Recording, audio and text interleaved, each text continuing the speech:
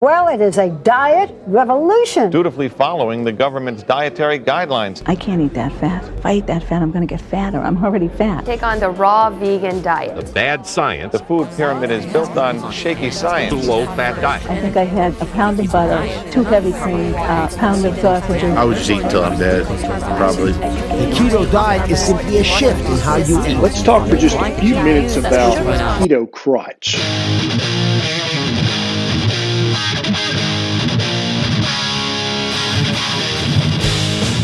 Come on in to the Witewolf's den. The name's Witewolf, and I know what you're thinking. What the hell kind of name is that? Am I another cliche talking head that will howl aimlessly into the mic? No, I will not. Unless it's like a super blood moon or something. Witewolf is my second middle name, and there is no H. Why? Because my dad was a crazy asshole. Here in the Witewolf's den, we discuss entertainment, movies, music, and the occasional wild card. And who knows who will come by to guest host. Yard Dog, Give the Kid, Scotty Mac. You can subscribe to the Witewolf's Den on iTunes podcasts. And you can check us out on SoundCloud, Facebook, Instagram, and Twitter, similarly at the Witewolf's Den. Witewolf, WITEWOLF, no H. Check out our website at whitewolfsden.com and sign up to our mailing list. There, you can also email me your questions. And if your question isn't dumb as hell, I'll answer it on the show. So, here he is. The scintillating, the fashionable. Today, we are talking about fitness, diets, and general well-being. My friend Garrett Greens is going to talk about home gardens and community gardens. I also have Instagram model and fitness influencer Robert Laird. And I also, at the end of the episode, if you make it that far, after the interviews, I'll be going over some Q&A from some fans, if that's what you want to call them. And then I'll finish everything off with an original song that is called Fashion. And why did I write a song about fashion? My whole life I've been bombarded by the latest trends and by my peers and magazines. Even old, trusty TV turned on me. Not only do I have to see some amazing actors and actresses with their rock-hard bods and unrealistic expectations, and then I see the news showing a bunch of fat bodies talking about obesity epidemics. So then I go on social media. I go on Instagram, Facebook, and I have to hear about Becky and how she's the CEO of her own company and how she lost 25 pounds in a month and that I can too if I buy a bunch of stuff. Speaking of social media CEO Becky's, does anybody follow Khloe Kardashian on Instagram? Because she was claiming that she was selling Flat Tummyco's meal replacement shakes, claiming and showing a picture of her taut tummy, saying that she added it 2 weeks ago to her routine and the progress is undeniable. It just happened to also say, P.S., the shakes are 20% off. Get them while you can. She was actually also called out by Pornhub, who reached out to at Jamila Jamil Official. Jamila Jamil is a British actress, model, presenter, and activist, and she began her career as an English teacher before becoming a presenter on T4 from 2009 until 2012. And she became a radio host of The Official Chart and was the co-host of The Official Chart Update alongside Scott Mills on BBC Radio. And Jamila Jamil Official wrote, if you're too irresponsible to A, own up to the fact that you have a personal trainer, nutritionist, probable chef, and a surgeon to achieve your aesthetic, rather than this laxative product, and B, tell them the side effects of this non-FDA approved product that most doctors are saying aren't healthy. Side effects such as possible flat tummy tea side effects are cramping, stomach pains, diarrhea, and dehydration. Then I guess I have to. It's incredibly awful that this industry bullied you until you became this fixated on your appearance. That's the media's fault. But now please don't put that back into the world and hurt other girls the way you have been hurt. You're a smart woman. Be smarter than this. So you have Khloe Kardashian here Again, let's just look at this. Saying that she added these shakes in 2 weeks and she already is showing results. And this is what we're dealing with on social media. She's an influencer too. I mean, the companies like Fire Festival, on the side note, it doesn't have to do with any of this, but pay these people to hawk their products, whether they're legit or not, you know? And they're going to do it because money. You also have restaurants that get aboard with the fashion trends. This restaurant is farm to table. I don't like that term, farm to table, because it's not. It's farm. Even if it's the chef goes directly to the farm and gets the stuff and takes it to the kitchen and preps it and makes a dish, it's farm to kitchen to table.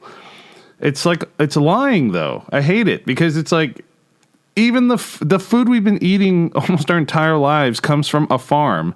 There's like a middleman sometimes if you go to the market or something. Every restaurant that you've pretty much ever been to has been farm with like a middleman. Like the chef usually does go to like some sort of fish market, meat market.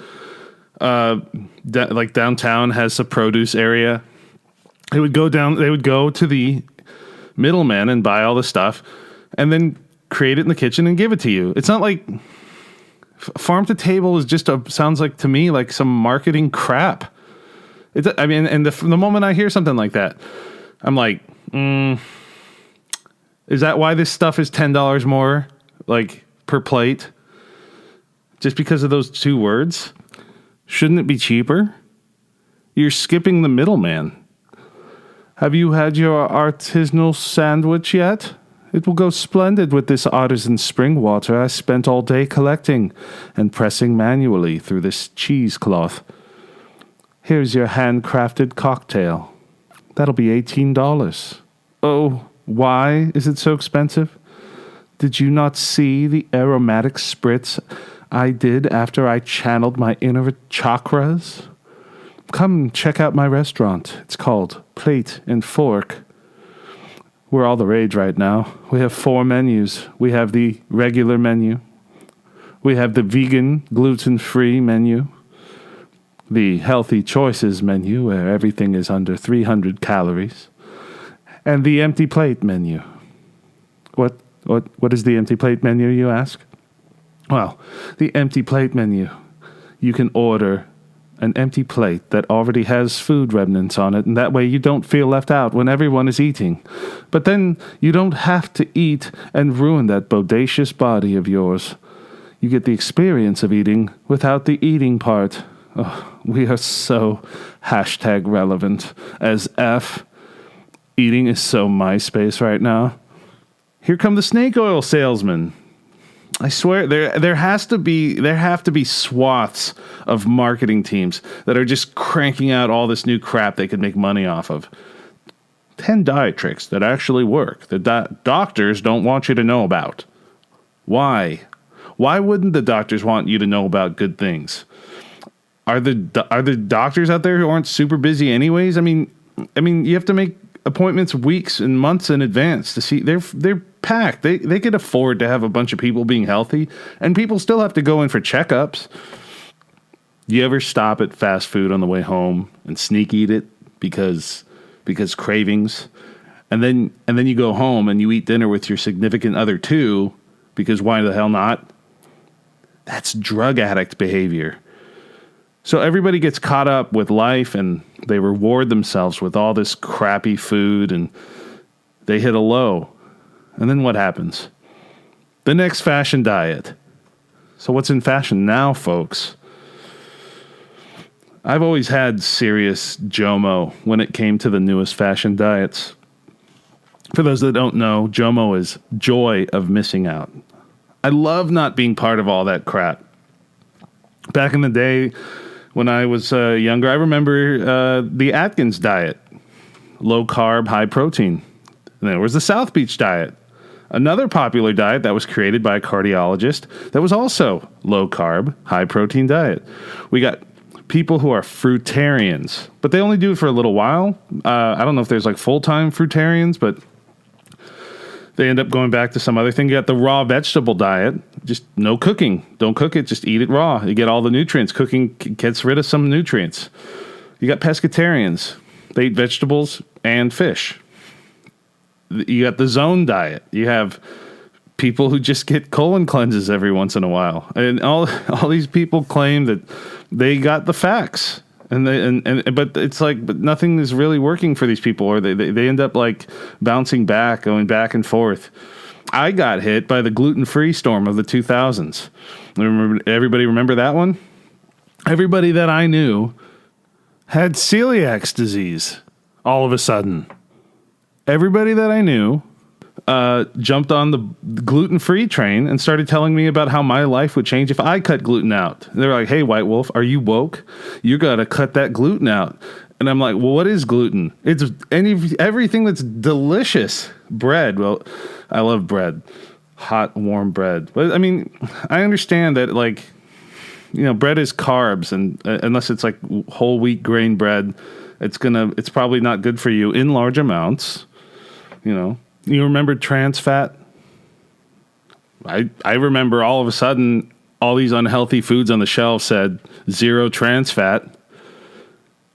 And so trans fat goes out the window, and then so do the serving sizes. Because let's say so many foods like, and for legal purposes, we won't say their name, but I'll describe it, the brown cookie with the white sugar lard and various well-known thin and textured potato chips could lower their serving sizes to be able to label their products as 0 trans fat. As if that somehow makes their snacks less bad, as if I'm not going to totally dust off that entire bag as soon as I crack it open. I've done a lot better with like junk snacky foods, and I don't really go out and buy those brown sugar lard cookies, or I don't really eat a lot of chips or anything. So, but either way, so let's talk about keto, which is one of the latest trends I heard about a couple months ago. It's really hot right now. Keto is very similar to Atkins. The only difference really is that Atkins slowly introduces carbs back, while keto does not. I think you're only allowed 25 grams of carbs per day. And you get carbs in like you said, your bread, so you're cutting bread out, sauces, you know. The really trendy term keto comes from the term ketosis, which is a state that your body goes into when it's not getting its carbs. Your body starts to burn stored fats, and this results in a buildup of acids called ketones. I read that, I think of like, it sounds like some Star Wars thing. Ketones within your body, according to medicalnewstoday.com. Side effects with keto are weight loss, short-term fatigue, bad breath, body odor, and a subset of body odor, the dreaded keto crotch, which has become popular amongst females. I wouldn't say popular, but it has become prevalent in some females who are partaking in the keto diet. I did some research, and although men are less likely to get keto crotch, they generally do get some form of just overall body odor. Keto crotch is basically an aroma that is unpleasant that seems to happen as your body's changing due to the sugars and carbs that are lost, as well as the intake of types of greasy food that you eat when you're on the keto diet. The hardest part of this keto diet is the first couple of weeks. You can eat as much meat as you want. I'm talking about like, you just eat and eat and eat, but you're only allowed that 25 grams of sugar. But your body craves it, and you get weak, like in the beginning, from what I've heard. You know, I'm not saying I've done the test yet, but you still want to eat, even after you eat like a full meal's worth of food, because your body's craving something. But you know what you can't eat that's not meat? Kale. When did kale become so popular? For a minute, that's all we heard about. Kale is about as saturated as Starbucks right now. Between 2007 and 2012, kale production increased nearly 60%. I'm just mad I didn't invest in kale stock. Were any of you aware of the kale shortage of 2019? Oregon was almost out. And those of you who are obsessed with kale need to prepare yourself for the next shortage. Or better yet, what is better than kale? Is there anything? I'm not the only one who wants to know. So I got my expert, Garrett Greens. Hello. Hey, how you doing, man? Good. We got Rasta Gardner on the phone. Rasta Gardner. Oh man, I'm just kidding. No, this is Garrett, our local home gardener, and he's been besides gardening, he's been working on his fitness. So how's everything going, man? It's going good. As far as gardening, I just planted a home garden and a community garden, and kind of switching over from winter to a spring, summer garden after a pretty productive winter. Yeah, so I wanted to talk about kale and kale alternatives. Okay. I hear about many different types of kale. Is it still the king of super vegetables? The king, that's quite a statement to make. It is trending and very popular, going from the sides of buffets to exquisite gourmet dishes. There's several types of kale. Most people think of curly leaf kale when you mention the word kale, but there's actually several types. There's some that look more like collard greens with a big broad leaf called Portuguese kale. There's the big long dark green dinosaur kale, which a lot of people are familiar with, and there's several other types. The good thing about kale, as far as gardening, is that you plant it once and you can just keep harvesting it all year. You don't have to turn it over like a lot of other crops. But as far as nutrition, it depends if you're talking about nutrition or like as far as flavor. I was talking more about nutrition. Do you have any kale in your garden? Yeah, I got quite a bit. I just ripped out some. I left. I'm ripping out some of the kale and keeping some of the varieties that can just keep harvesting, perpetual harvesting. Wow. How many different kinds of kale do you have in your garden? I did 4 this winter. And are they all similar nutrient-wise? Yeah, they're very heavy on vitamin A, obviously fiber. When you're talking about green leafy vegetables, you're talking about the most nutrient dense food that there is, pretty much. And you can eat them raw, you can blend them, or you can cook them. When you cook them, it's a lot more palatable. When you can stir fry them up, mix it in with other sauces and things, versus eating straight raw kale is another level, if you know what I mean. Yeah, I don't know how you do it, man. Honestly. As you saw me do at the caterer. You literally just pick that shit off of the display. You pick that shit up. You're like, why didn't you wash it, man? Yeah. What other vegetables can you recommend to people that are super nutrient rich, but for the people that just can't get over that kale taste? Yeah, and I think for people that are just getting into trying to incorporate more leafy greens, I think the go-to would be, raw spinach. Raw spinach has a better, it's soft, whereas kale's hard. Raw spinach got a bad rap because of canned spinach and cooked spinach gets slimy, but when you eat it raw, it's crispy and soft. You get a fresh harvest, fresh raw spinach. That actually probably has more nutrients than kale. It's softer, it's better to eat. It's a quick turnover crop. You can plant it 30 days, you can harvest it, it'll regrow, reharvest it, and then turn over the dirt and plant something else. It's a quick turnover. What about besides kale and spinach? Is there anything else that's on the top of the list right now?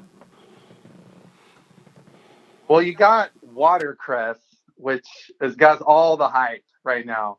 Watercress, it tastes kind of peppery. It's kind of almost spicy and bitter if you eat it raw. They have it at most grocery stores. A good thing with watercress is usually comes with the roots in there.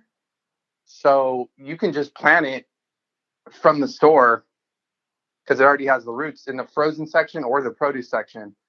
As far as nutrients, it's at the top with the vitamin, ratios, minerals are through the roof. So you got kale, watercress, and spinach. I called you because I know you have a knack for gardening. Can you tell us about your garden and some of the things that you grow? I know you already mentioned kale, but what else do you grow, man? Yeah, I had a really successful broccoli winter. We had the coldest winter, I think. Was it the coldest winter on record, I believe? It hasn't been 80 degrees since October, apparently. So we hit some lows in the upper 30s, which is very rare for Southern California. The broccoli is a winter crop. So the winter crops that are made for cold did really good. I had huge harvests on broccoli where I did Chinese broccoli and then like the normal broccoli. I harvested it over and over and over. Harvest the sprouts and they regrow and harvest it over and over. And I'm about to turn it over. Another really good winter one was the collard greens, the red Russian kale. Red Russian kale gets that purple kale. It turns more purple and it gets sweeter as it gets colder. So it played into the colder weather. So the Portuguese kale I mentioned before, it's also called kale tranchuga. It has big broad leaves, kind of a sweet flavor. I made like a little video just eating it raw because it tastes so good. That was for my winter garden. How can someone start their own garden in the backyard? What do you recommend them starting with? Do you recommend community gardens? The community garden is if you don't have space. Most people in the city, and most of the people listening probably live in the city. You don't have a lot of area. So community garden, you can get a plot, start experimenting for pretty cheap if you have one near your house. With starting a garden, if you have a little plot of land, if you have a backyard, if you have a friend's backyard that's close, that's accessible, that they want to plant, I would just say just throw some shit in the dirt and get started and, trial by fire. Well, what are some good starter vegetables to grow? Collard greens, curly leaf kale, broccoli, bok choy. Last year I had the most success with varieties of peppers, bell peppers, habanero peppers, jalapenos, chili peppers. The peppers love the heat, so we're on into spring here. It's about to warm up. Peppers are beautiful, and you can get some of the most flavor out of any, other than fruits. Peppers probably have the most flavor out of everything that I planted. I had so many peppers. I made hot sauces, salsa. I even vacuum sealed a bunch, and I have them in my freezer. Yeah, I had some of your sauce. It's delicious. Yeah, thank you. Yeah. What do you call it? Vaz sauce. Vaz sauce. Yeah, I love it, man. Is your hot sauce recipe a secret, or can you share it with us? I don't really have much secrets. It's a real basic hot sauce. It was chili peppers, vinegar, salt, and sugar. The vinegar is there, as a preservative primarily. I took the chili peppers, de-seeded them, blended them up with the vinegar. Actually, I took the chili peppers, de-seeded them, and I pan sauteed them. When you pan saute them, you better have some good ventilation because you will burn your fucking eyes out. I don't know if you can cuss. You can cuss. You say whatever you want. But I ran out of my house. I was at my old apartment. I started sauteing peppers. Oh no! I had to run out of my apartment and I started crying, going, "Oh God!" I was drooling everywhere, coughing. People thought I was dying or my house was on fire. I'm going, "No, I'm good. I'm just cooking chili peppers." Oh, are you serious? I'm good. I'm just making a hot sauce over here. Oh my God! Yeah, so just make sure you, if you're pan sauteing things, just wear your eye protection. Yeah, it's no joke, man. If you get it on your fingers, making hot sauce is not for the weak because you get it on your hands. You better not rub your eyes. you better not go to the bathroom and wipe the wrong spot. Do not wipe that spot. Watch that. Watch your culo. Hey, man, I just wanted to thank you for coming on and giving us your insights. Hopefully, we'll be able to call you again sometime and pick your brain. For sure, man. Yeah. You have a good day, and I'll talk to you again soon. Is that all right? All right. All right, man. Later. There he was. That was Garrett Greens with the gardening tips and a little bit of nutritional advice, and also some life pro tips when dealing with hot peppers. We're going to go to a quick commercial break, but when we come back, we're going to be talking to Instagram model, fitness expert, influencer, Robert Laird. Kind of hyped up right now. It's going to be pretty intense. He's got a crazy story, and he's going to tell us what it takes to get to the next level. This is all going down on the Witewolf's Den. Try some orange juice, Billy. It's got vitamin C and calcium. Then I'm not drinking it. Oh, no, it's sweet. You'll like it. I don't believe you. Well, then who would you believe? I don't know. Robert Loggia? Whoa! Robert Loggia! Billy, your mother's right. Florida orange juice tastes great and is loaded with vitamins. If you say so, Mr. Loggia. Yeah. This is great! Enjoy your breakfast, kid. Florida orange juice, loaded with vitamins and minerals and part of a complete breakfast. Yeah.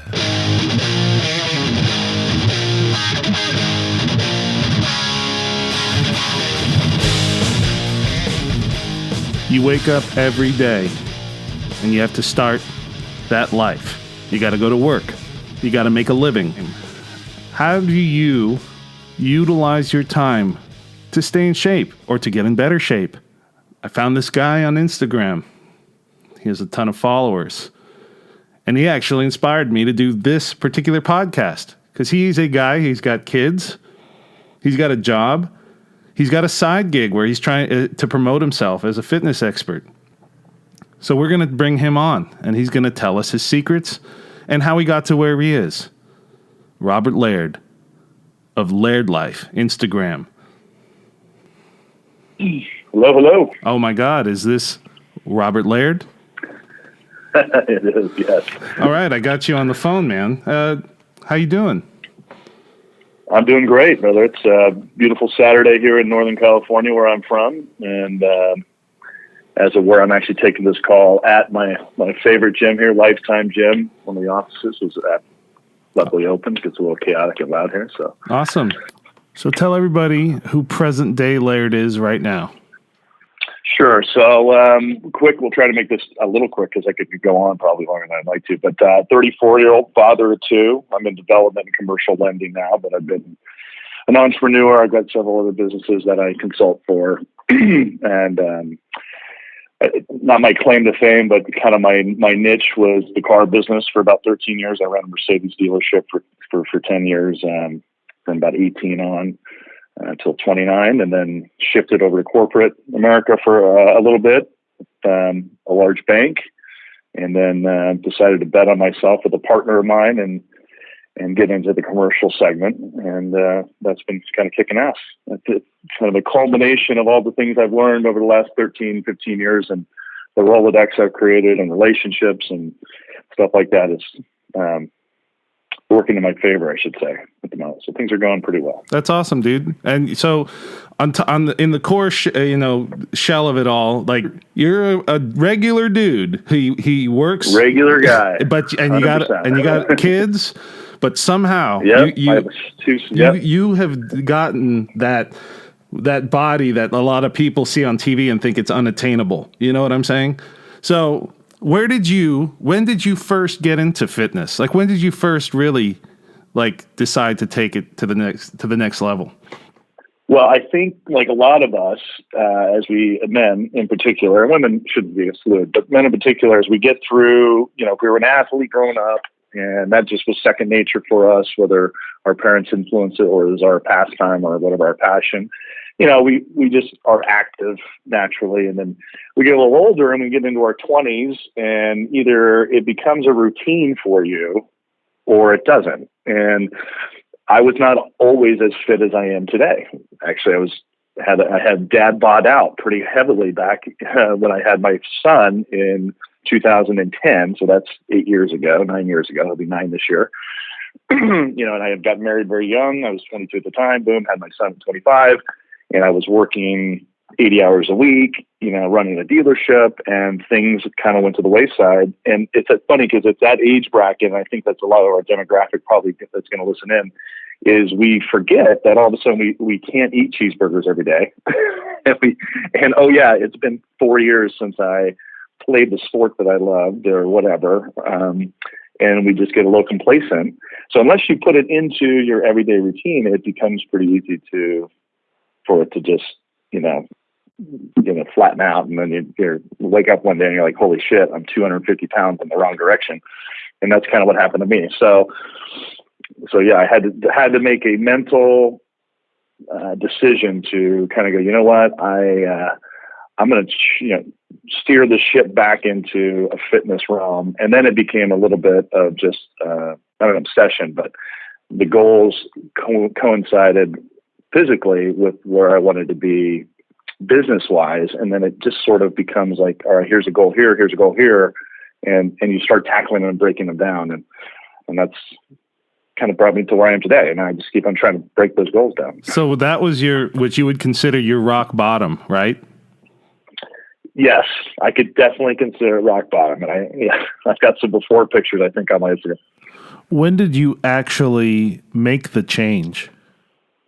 So I can be brutally honest with this. So and this may again resonate with some of you, but I went through a divorce after being married for 3 years and having 2 children.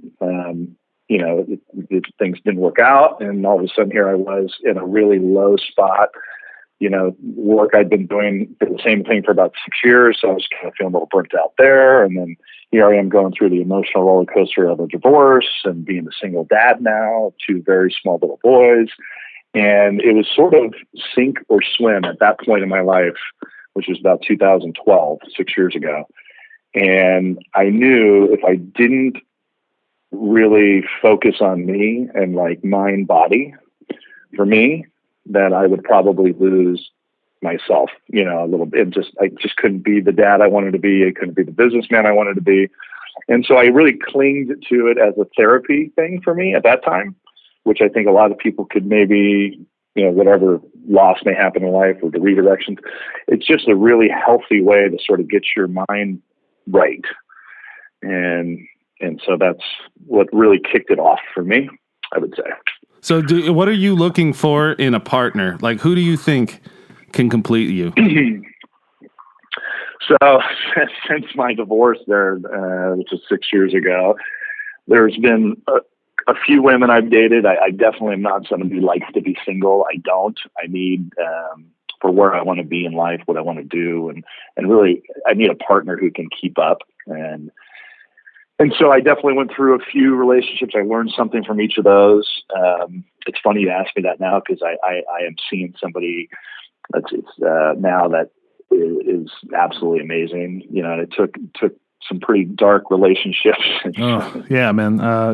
It happens. I call them life experiences. They're 100% a life lesson. And you can't really beat yourself up over it. And that's one thing this person happens to remind me pretty much on the daily is that, Laird, you couldn't have been any better off by going through those relationships to now appreciate maybe someone who just kind of gets you, your good sides and your bad sides. And I feel pretty lucky now that I've started this journey with this person because she just kind of understands me in a way no one else has.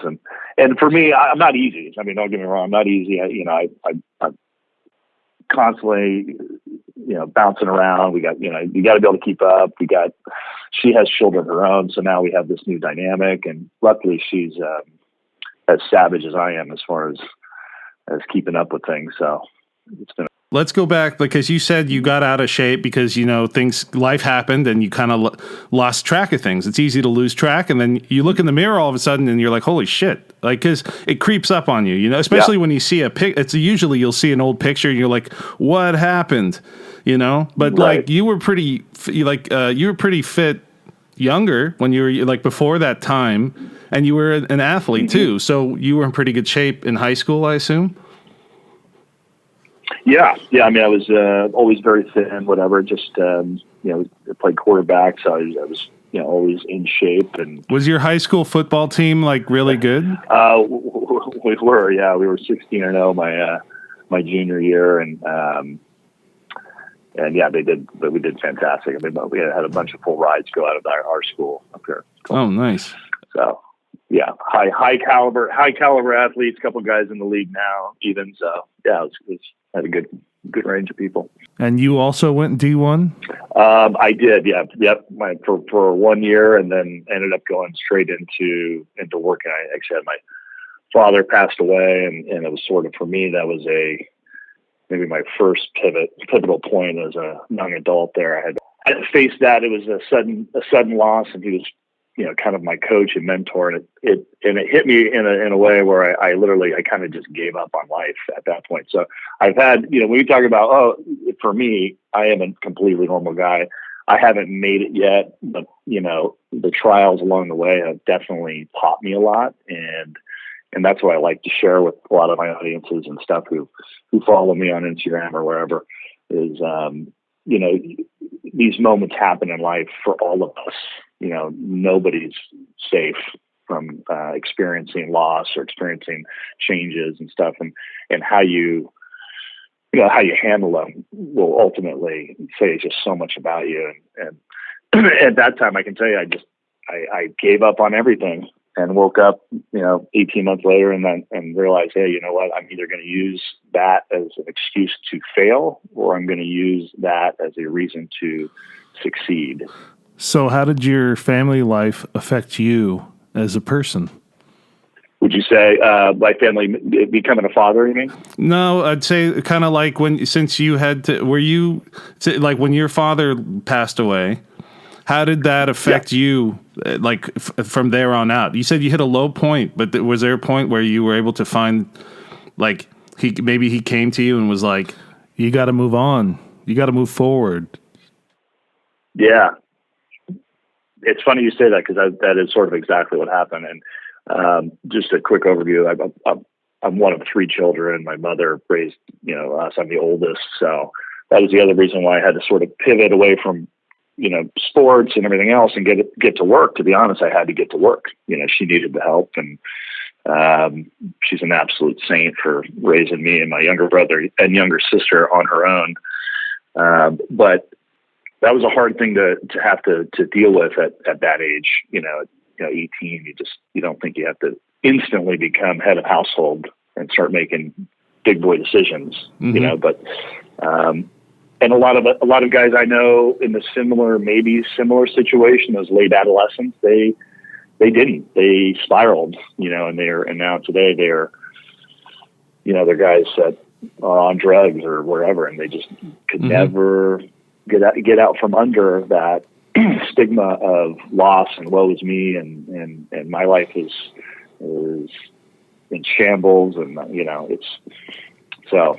So on a side note about the sports and football, and you said you hung it up, but did you ever think like you might play in the NFL again, like that you could try out, or have you ever had any tryouts? Or I have, yes. I've got a lot of really great young athletes who follow me as well, and that's like the advice I try to give them, especially if you get into college and you're in that realm there where you're chasing the dream of the league or whether it's MLB or NFL or whatever, to just keep your mind right and realize that most of my buddies who are still in the league now, these are normal guys. They just they stuck with it, and they kept their mind right, and they leaned on support groups. They leaned on a coach or a trainer to help them in those lulls where they thought, you know what, fuck it. I'm on a farm team and I can't get picked up. So I'm year 3 of my D1 school, and the offense isn't running the way I want, or I'm not getting the looks I want. Like, I'm just going to, forget it. I'm going to go work at the gym. I'm going to go do this. And they hang up, and I'm like, guys, listen, I'm 34 years old. And I'm telling you right now that if I just now started my life after chasing that dream, I'd still be okay. I would still be okay to start my adult life at 30 or 31. You still got it, and right? get into. You still got it, yeah, 100%. And so it's funny you say that because I actually had visions of like, you know what, if I don't go and really give this a shot. Now this has a little bit of a sad finish, but maybe not because we're still in the middle of it. But if I don't go back and really give this 100%, I'm going to wake up at 45 and go, dude, YOLO. Okay. And you didn't even fucking try. Like, right. Yes. Your dad died. Well, your dad passed away, whatever, that derailed maybe visions of being in the league because you needed to get to work. Fine. That's a noble reason, but you didn't even try after that. And you were probably in the best shape of your life at 30 and 31. Now what I did is I actually got with a very talented trainer here in Northern California. He's out of Sacramento. It's called Game Fit Sac. My boy's name is Lem. Look it up on Instagram. It's called Game Fit Sac. He runs an unbelievable program, combine training, one-on-one stuff. He played in the Arena League. And so I was with several free agents and just doing combine training to get a look. At this point, I'm 6'4", 235. I was looking at a tight end position. And I'm glad I did. I got in there. We were about 10 weeks in, agility drills, everything else. And I suffered an injury, which I'm still nursing right now. Oh man, you're injured. What do you got? Ruptured an Achilles. Yeah. Oh, that's a tough one, dude. Ruptured Achilles. It's not a good one. I'll be honest with you. It's not a great one. So that is, that's getting rehabbed as we speak. I'm going to say right now, I'm not even giving up. I'm still not. Like I'm 150% on this rehab.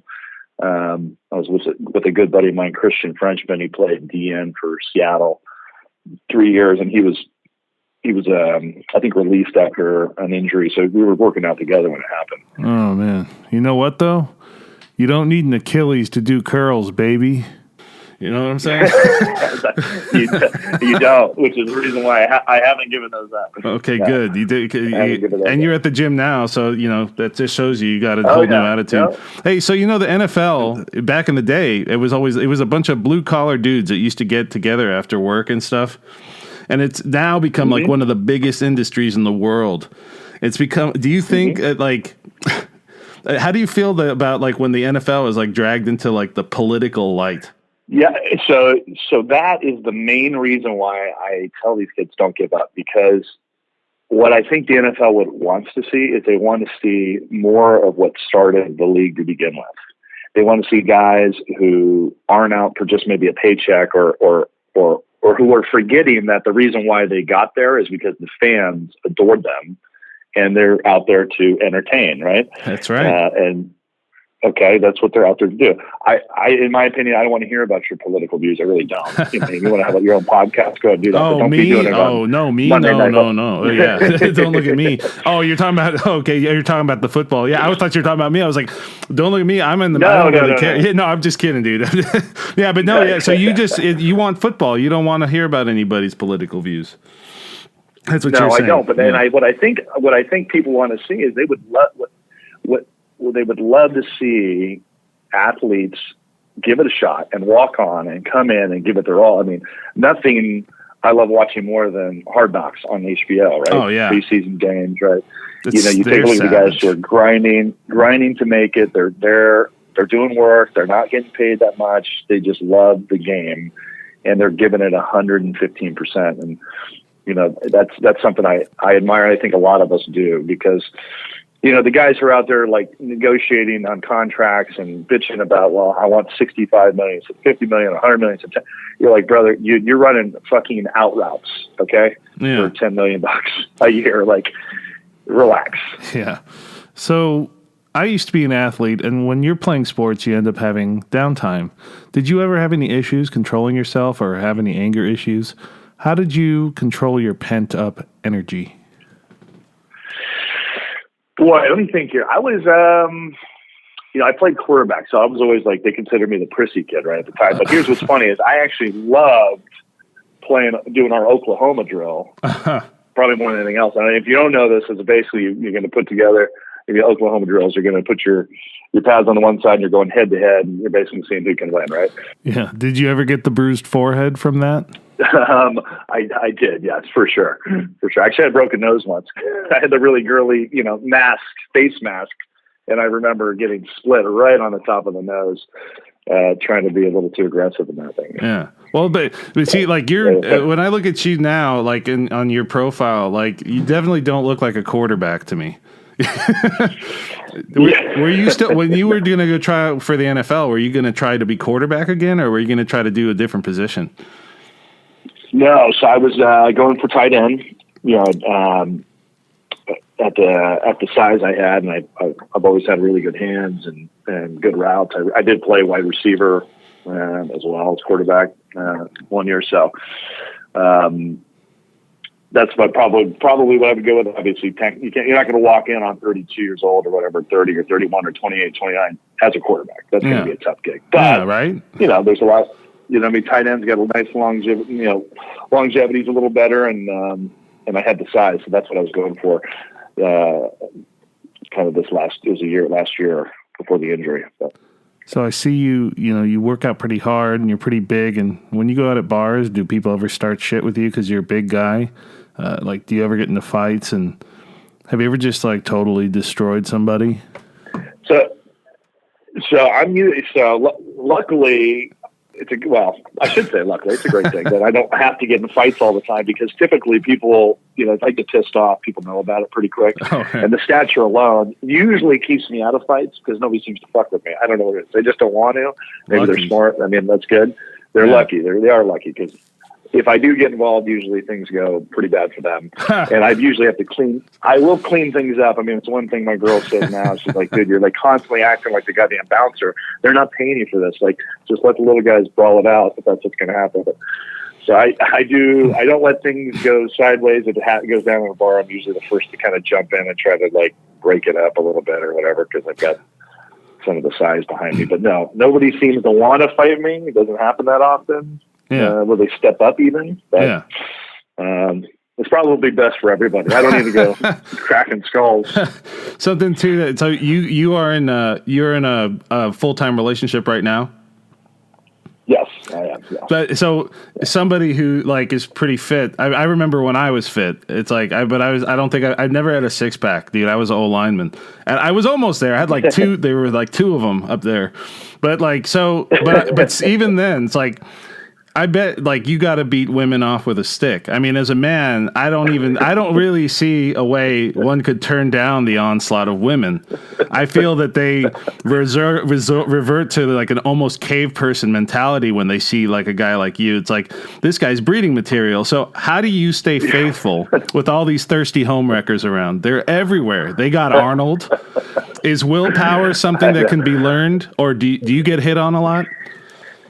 I mean, the DM does get some activity from time to time, I'm not going to lie. And I haven't really been single where I've been out dating either. But, you know, my sons don't need a fuckboy for a father. And you can bleep that out or not. But for me anyway, it's just trying to find. You could say whatever you want. You can cuss. Just don't say the C word, because that seems to make people mad. But no, I won't do that. All right. Yeah. My mother taught me. Yeah. But no, I've had a pretty clear goal when I've been trying to find somebody to be in my life and my son's life. They got to be able to, you know, keep up and keep my head straight, no games and stuff like that. And it's a battlefield out there. It's really hard because women have you typically can tell you what you want to hear, you know, for the first 3 months until you start figuring them out who they really are. Oh yeah. And, you know, that's just the way it goes. But being faithful is an important part of making sure, you know, the relationship has some long-term viability. And it's just 34 years it took me to find this one person I'm with right now that just has kind of filled my bucket in a way nobody else has even come close to doing. You know, someone who can play in the dark with you but will bring you back to the light. Like, that's kind of maybe something to think about for those of you who are out there trying to find somebody. Like, don't pretend like you're not going to be who you are. Yeah. They got to love you for who you are. So if you got to play in the dark every now and then, and I'll use that term loosely, whatever your dark might be, make sure the person can hang out with you in there and then bring you back out. Awesome. So there's my advice. Strong man needs a strong woman. Hey, so let's talk about what everybody's dying to hear. Your workout. Tell these people what your workout schedule is like and what it takes to look like what you look like. So right now I run, I run about 5 days a week, 6 if I can manage it. So that allows me to isolate my exercises. I am partnered with a very good friend of mine, so I can't take all of the credit. In life, finding your team and making sure you're utilizing your assets, that's an important thing, right? Don't go at it alone. And that's probably one of my biggest faults in my 20s, is that I assumed, because I'd done 2-a-days in football, training, and I knew how to just train the perfect way. And things have evolved a little bit, right? And there's smarter ways to do it. You can throw some of the bro science out the window. So, I'm partnered with Apex Vision Fitness. Apex Vision Fitness. You can look that up on Instagram. Mm-hmm. Ryan Rosengren's one of my best friends. He's out of Canada, and he's just a brute of a man. I mean, if you think I've got the size, this guy's got me outsized by about 30 pounds. Same height. So nice. And he's been doing it so long that I've been able to pull from him his years of bodybuilding and some of the new streamlined dieting that he does. So for me, the 5 days a week, I'm able to isolate each, muscle group. I combine a lot of HIIT workout too in there as well, high intensity, right interval, to sort of parallel a cardio with a weight lift, so that way I can maintain size. And you'll never see me running a mile, like, ever, pretty much. So you do sprints. I got to find a way. I do more of that if I'm doing any. So the stuff you do, is it similar to CrossFit, or do you hate that word, or is it, No, and I've done CrossFit, I've done CrossFit, I've done hot yoga, I've done HIIT, I've done bodybuilding, I've done some competing. I've kind of done it all, the whole gamut. And I feel like there's a happy medium if you're pulling, your drop set, superset sort of ideology with your workouts, with your lifting, okay, and isolating, muscle groups. For me, I luck out because if I'm going 5 days a week, I can really dive into a chest day. I can dive into a back day. I can dive into arms. I can dive into legs, shoulders, etc. And so that does help keep me pretty full and looking beach body ready, so to speak. Huh. If you don't have the 5 days a week, that's just not in your schedule. That's okay, because it wasn't always in my schedule. 3 to 4 can definitely get the job done. So you don't have to feel like, oh. And the other thing is, I don't live at the gym. I'll be honest with you. I'm 45 minutes to 55 an hour, maybe. I take some time after to make sure I do a steam or do sauna or do whirlpool or something like that to sort of finish it off. It definitely helps. So when I was working out back in the day, I used to do like No Explode or Hemo Rage was another one I did. Are those passe? Like, what do you do for a pre-workout? So I do a variety of pre-workouts. I have shifted to non-stimulant lately just because, none of that stuff is fully tested. I actually had a kind of a scare with a really good friend of mine. I ended up just having a heart transplant out of fucking Stanford. I'm not kidding. And he's at our age. And this was from a variety of pre-workouts he was taking, like literally stemmed right from it. So I've been kind of kicking the stimulant stuff off. Doesn't give me quite as great a pump. I will say, I do miss some of that, but anything with the nitrate in it's great. I've been sponsored by Adaptogen Science for this last 18 months. Wow. So I was using their Adaptogen Science. So I'm just shifting over now to a new brand. I'm getting ready to sign up with them. So I'll tell you how that is. I won't preach it yet because I haven't been on it long enough, but I will say Adaptogen Science has some good stuff. What about fashion diets? Does keto work? Is there anything you believe in now? So I am a big balance guy. If you do follow me on Instagram, you'll notice I post food all the time. I don't miss out on good meals. I don't miss out on cocktails either, for that matter. But the keto stuff is not. It works 100%, but it's not all that sustainable. So if you're interested, honestly, if anyone's listening, you're interested in really like, you know what, I want a program that's real, that's not bro science, that I can sustainably get on. There's a science to timing of your food intake. Okay. Yeah. So I use if you do this, go to Apex Vision Fitness, okay? And for my guys, I want to get on and do the Alpha Shred. Okay?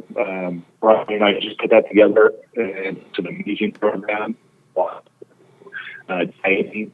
And you will like the plan. Like, you can eat, indulge. There's some fasted carb backloading and also some fat days, and it just kind of cycles through a few of those fads, but allows you to still dabble in some indulging. Oh, that's awesome. Yeah. So That's everybody check on Apex. What's it called? Apex Vision Fitness. Apex Vision Fitness. I'm sure you could say it. You'll probably post something about it on your Instagram whenever you do. Yep. A wise man once said that music soothes the savage beast. I want to know, Mr. Laird, what unleashes the beast inside Robert Laird? What do you listen to when you work out? Boy, what do I have? A variety of things. I'm old school hip hop. Like, honestly, I'm not. Well, we call it old school now because I'm 34. But I'm 50 Cent, and although I do like Post Malone now, it's funny because I looked on your page. You said you looked like you ate Post Malone. I love that photo. I was him for Halloween, and that's what my friend said. I looked like that, and I went to the mall and I made that shirt like that next day. That's hilarious. If anyone's looking for an easy one to go to, because here's what I hate. You will not find me making a fucking playlist. It's never going to happen. I don't have time for that. I've got 2 kids. I got everything else. So I actually use Fit Radio for most of my lifting. Okay. And it's got a variety of DJ, what do you want to do? Hip hop, top 40, whatever, rock, high intensity, high energy. And it's like you can actually set the intervals on there. It's an amazing nice. app. That's really cool. I forget what I spend on it. It's probably $2 a month. I think you do pay for it. But if you are looking for a set it and forget it way to go, that's the one. Fit Radio. Download that app. Since you said you like hip hop and that stuff, you never really went to like heavy metal concerts and got into any mosh pits, huh? I did one Breaking Benjamin concert up in Chico. I don't know if anyone knows Chico, Northern California, but this was back in 2005. And I left there with a split eye. I was in the thick of it, and that was the last one I ever got. All right. So nowadays, who do you look up to for inspiration? Like, who are your idols? So I look for the dads out there that are sort of juggling it all, because as much as I love being a role model for like young guys who are up and coming, that's great too. But those guys don't understand what it takes to, like, when you're a dad, like, that's a full-time job in itself. Let me tell you. I mean, I'm doing homework, I'm doing spelling tests, I'm doing this. I mean, this is after my day is over, right? Reading logs, and like my boys are 6 and 8, so it's like right there where we can't fuck around. Like, they got to know how to read. Like, right? Yeah. Got to put the time in. So guys like Dwayne, for sure, The Rock is one of my. I always look at him because I don't know how the guy does it with all the kids he's got. I think he's got the money. So he just pays for everyone else. Yeah. I mean, and I'm sure that. Yeah. I mean, he probably has a trailer for them, and he could probably go in there and like lay the law down if they get all crazy. That's funny that you bring 100%. Him up. That because it's like I was gonna say the way you look, and I'm not a casting agent, but it's like. Have you ever thought about acting? I have. It has definitely been on my mind. Something I've wanted to dabble in. Something my old man told me as a kid. He's like, I was always pretty animated. Had no problem being the life of the party. And he's like, dude, if you ever get into acting, it's going to be like game over. And he did. I think he had. I don't know why he was against it. But he's like, just. Don't be an actor, please. He's like, he would kill it, but don't do it. I'm like, we look at who's out there right now. I got to be honest, there's not a lot to choose from. I mean, you look at guys, if you're doing some sort of action film, you got The Rock is taking pretty much everything, which is fine. I love the guy, but we don't have a ton of variety out there. And also, it's like, remember back in the day, I'm 35. Back in the day, we had the 80s. We had Arnold. We had Stallone. Yeah, we had Stallone. We had tons of people, and they all brought something to the table. And here's the thing too: it's like I love The Rock. There have been some movies he's done that have been kind of like bland. And so it's like they're looking for a replacement for that Arnold style. It's like, why can't you be that guy? Yeah, he just doesn't say no to a movie, and I thank you for saying that. So I can even step into that arena. I don't know. Those are big shoes. Give you a damn rocket launcher and start shooting some bad guys, and I think people would be stoked. With a big American flag cape or something. I've got more of like the Bradley Cooper from was it 18? What was that damn 18? I think so.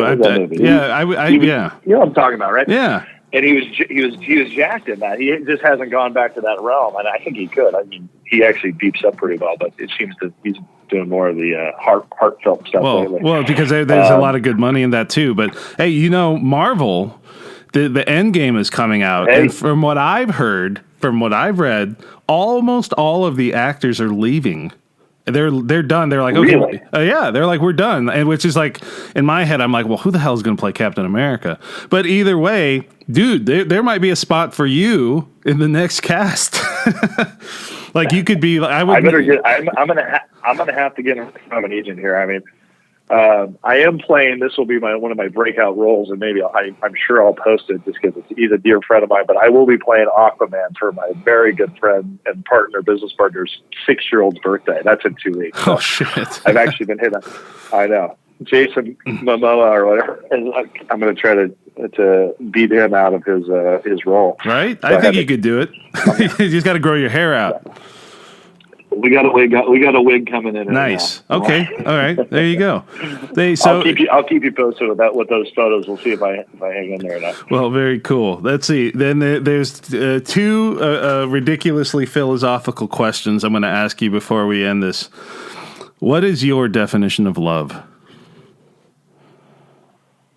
Definition of love. Okay. So the unconditional component of love is what really ultimately that's what it is. Okay. Because we get infatuated pretty quick. Our wits leave us the minute we are attracted physically to somebody, but there's, I've got a little bit of an older soul. I do. And I'm a hopeless romantic. I always chase that, and it's kind of a weird thing. It's gotten me into a lot of trouble, and it's definitely created a lot of quote unquote life lessons, as you said earlier in this call. But being able to take somebody's just the shittiest part about them and their moments of weakness and still be there and love them, that unconditional aspect is the most important thing for me. And the last, can money buy happiness? Well, it can buy a gym membership and a tan, and those can make everybody feel a little happier. Ultimately, money, is not going to buy happiness. It buys things that make us happy. Purpose is the most important thing for us. You need to have purpose in life. You need to be driven to succeed in little goals, and big goals. And ultimately for man, it's just give us something to do. Give us something that we're passionate about. And hopefully you find that passion, whatever it is, it generates maybe some income for you. Cause then you really will never feel like you've worked. Of course, any one of our, Ed Milet's and the guys I listen to, they're going to tell you the same thing. Being able to fly off to Cabo with the family, that requires money, and that does create some happiness. So, making sure it coincides with purpose, I think, is more important. Just remember that. It sure is. So while we wrap this thing up, why don't you plug your Instagram or any other social media that you want people to check out? So I keep my Instagram a lot of variety, life, whatever. Selfies are on there too. It's Laird Life, Laird, L-A-I-R-D-L-I-F-E. It is, there's a motif behind it for me. And I'm still, like I said, I'm a normal guy, haven't made it. I'm on my way like the rest of us. But I keep it pretty real. And ultimately for me, balance is everything. So finding that way to be a father and be an entrepreneur and be a career guy, work out, be fit so I can live a healthy life and be there for the people who need me, have fun, have a lot of fun, like as much fun as you can have within reason, and then love hard if you can. Love the person you're with, because life, we're really not supposed to be here alone, doing it alone. I'll say that. So that's my motif. That's the Instagram. That's what it's about. And anyway, there's I've been about 8 pictures in. There's this picture of you, like I think at the gym, all like ripped and like glistening. And you talk about Apex Vision Fitness on here, and that so people can that you can find links in there. I'm also checking out some of the comments on here. Who the hell is Harry Bales, 69? he loves me, doesn't he? Where's he at here? I think I'm on that page. I'm looking at the glistening picture. He's like, oh, damn, bro. So, somebody's ready for bikini season. That's awesome, dude. You got like groupies. I have some really quality fans that like always post. Look, he even talks about it. He goes, "You got us average Joes looking real brand new. Sorry to hear about you." Oh, he says he had a knee injury last year too. He knows He knows more about you than I do. He goes, I didn't know what ACL stood for till now. I know it stands for Achilles. What the hell is he? It's not a knee. What's he talking about? No, he was a little mistake in there. He's usually on it, actually. God bless him, Harry. He was in jail for like a long time, and he writes the most inspiring shit on my page. Is he a friend? Is he a friend of yours? Do you know him? I've never met him. Here, but he comments on pretty much everything and puts a lot of time and effort into it. God bless him. I'm just looking at some of your fans. Yeah, you got some of course, and then there's like literally everybody else is these hot ladies. All right, man. Well, either way, this was really fun, and I'm sure this isn't going to be the last time I'll call you if you don't mind. No, I'm really thrilled you thought of me. I know this is up and coming for you. Yeah, this is a starting thing, dude. All about helping entrepreneurs and young guys or whatever.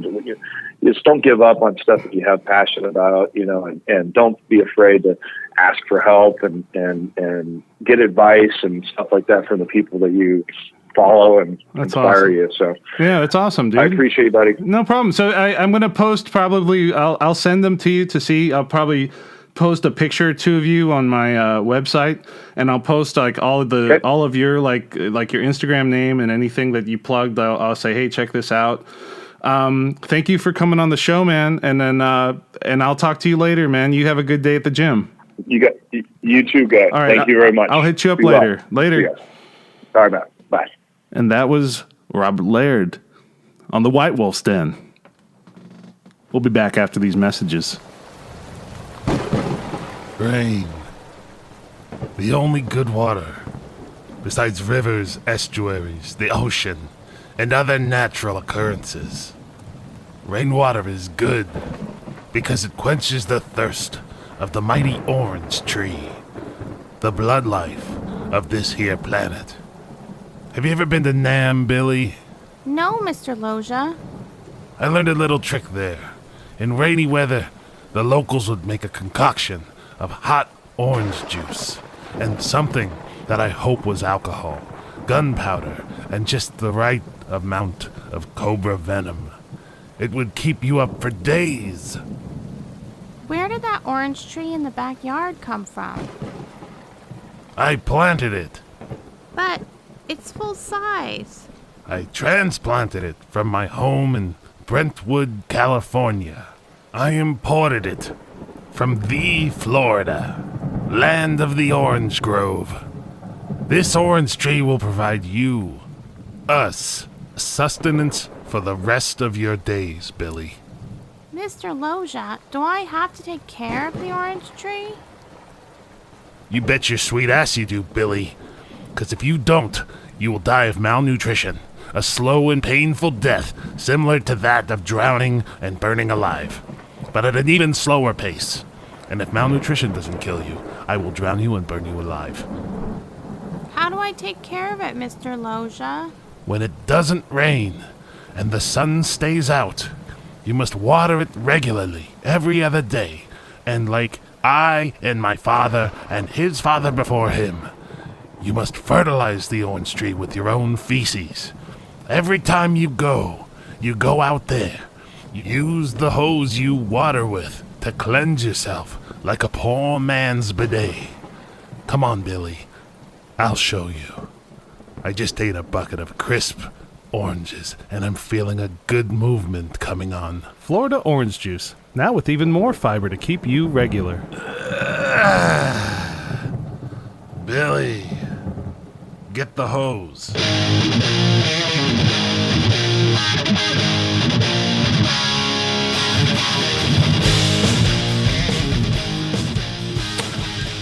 Welcome back to the White Wolf's Den. So we talked about fashion diets. We talked about the social media snake oil salesmen and the pyramid schemes. And I had my buddy Garrett talk about his home garden and community garden. And we talked to Robert Laird, who talked about being a father and taking care of his kids, going to work, and still finding time to go exercise.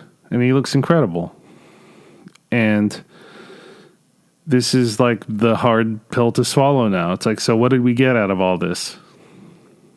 There's going to be some diets, and there's going to be diets that work, sort of.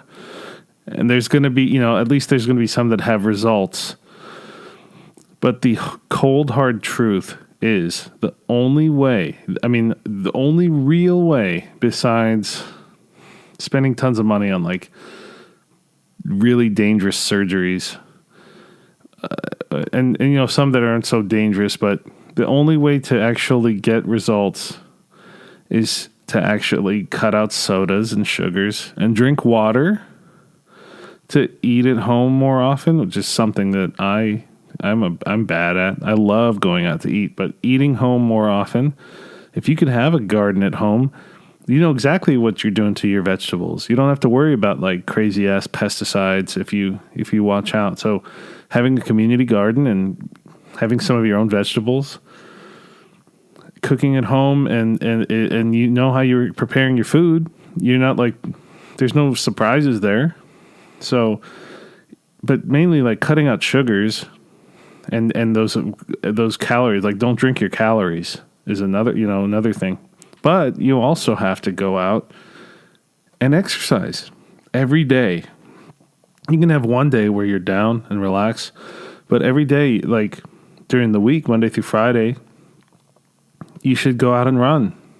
Ride your bike if your knees are bad, or go swimming. Swimming is also like really low impact. Anything that you can do to just be active and maybe even get yourself down to a point where it doesn't hurt or you're not hurt.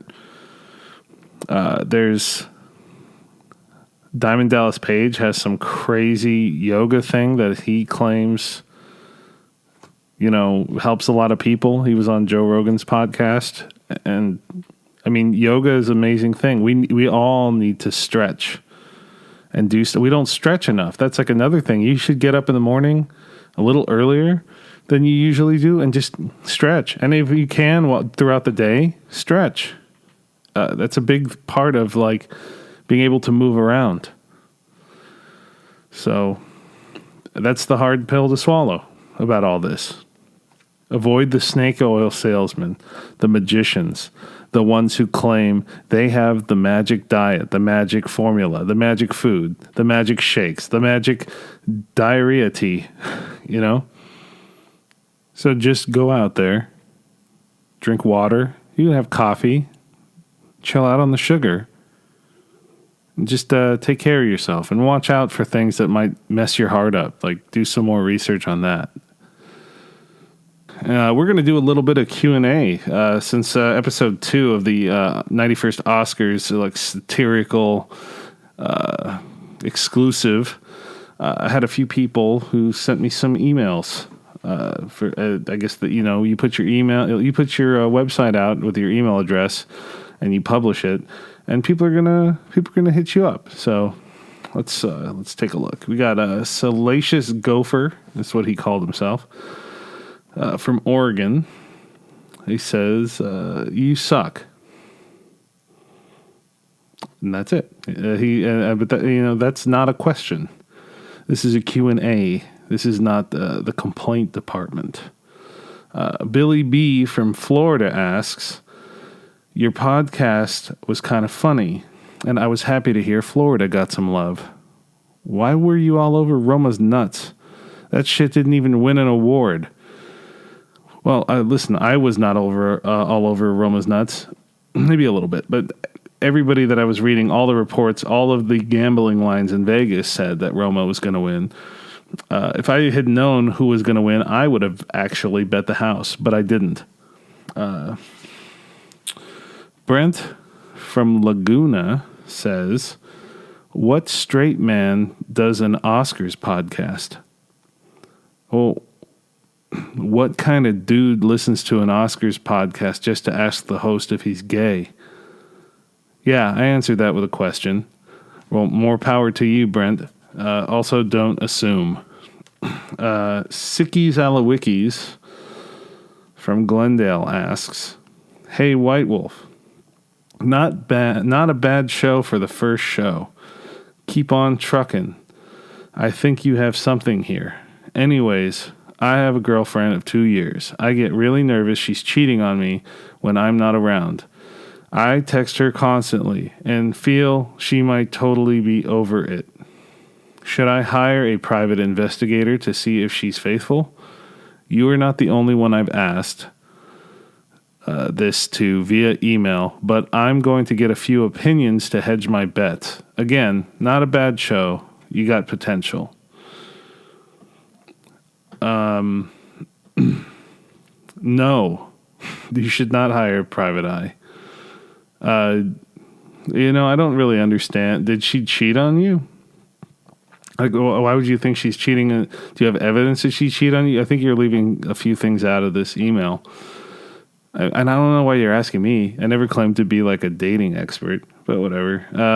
Yeah, like if she hasn't given you a reason to be jealous, like, I mean, obviously that's all you. Like, maybe you should get therapy or something. I mean, I'm not joking. Like, are you always jealous? Like with everybody? I mean, I don't know. I'm asking you questions, but you can't answer me because you're not here. But it's like, you shouldn't be jealous of people when they're not around. Just, do you not have things to do to get your mind off of things? Like, stay busy, and if she's faithful, then cool.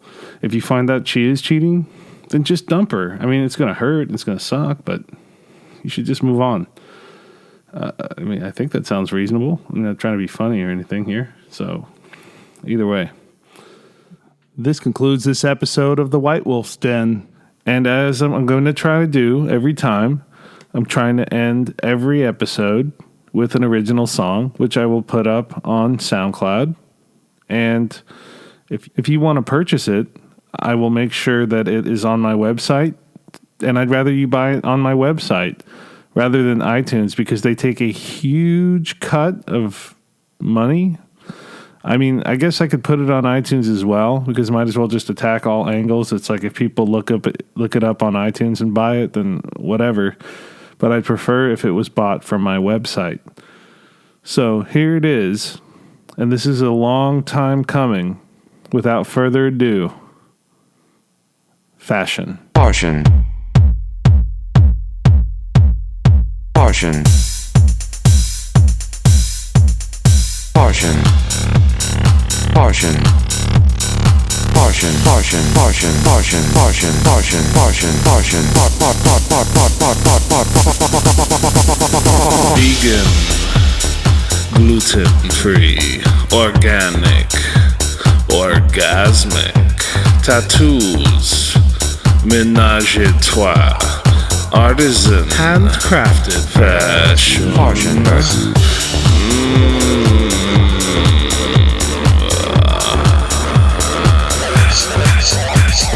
Facebook, Snapchat, Twitter, Instagram, TikTok, selfie, hashtag, pizza, carbs, no way. Not what No fucking way. Portion.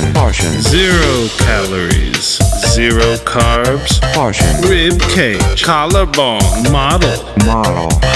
Colon cleanse, laxatives, liquid diet. Paleo.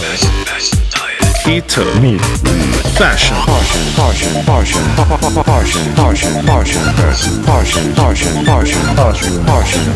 Fashion. New York, Miami, Hollywood. Portion. Kettle One, guest list. Vegas, bitches. Body piercing. Ouch. Iceland, Bjork. Cage fighting. Roll around. Fashion police. Fedoras. Not fashion.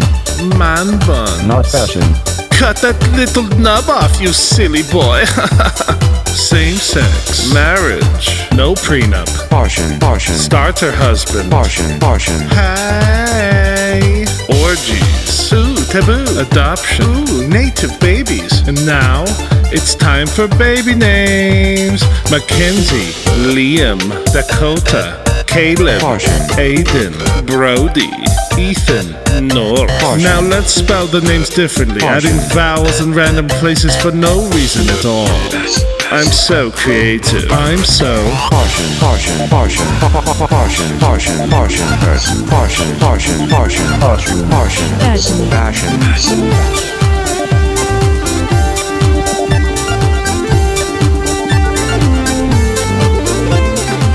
cold press, chia seeds, kale, acai, Kardashians, inspiration, vocal fry, yoga pants, Zumba. Zumba is for peasants. Goat yoga.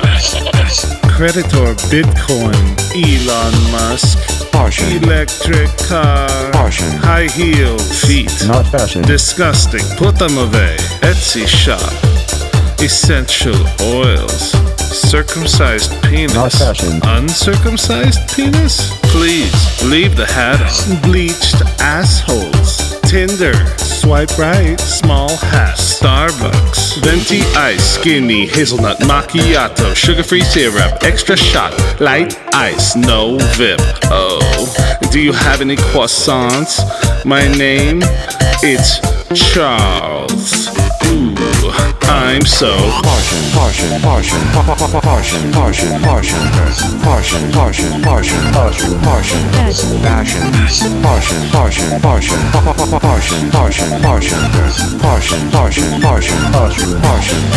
Fashion.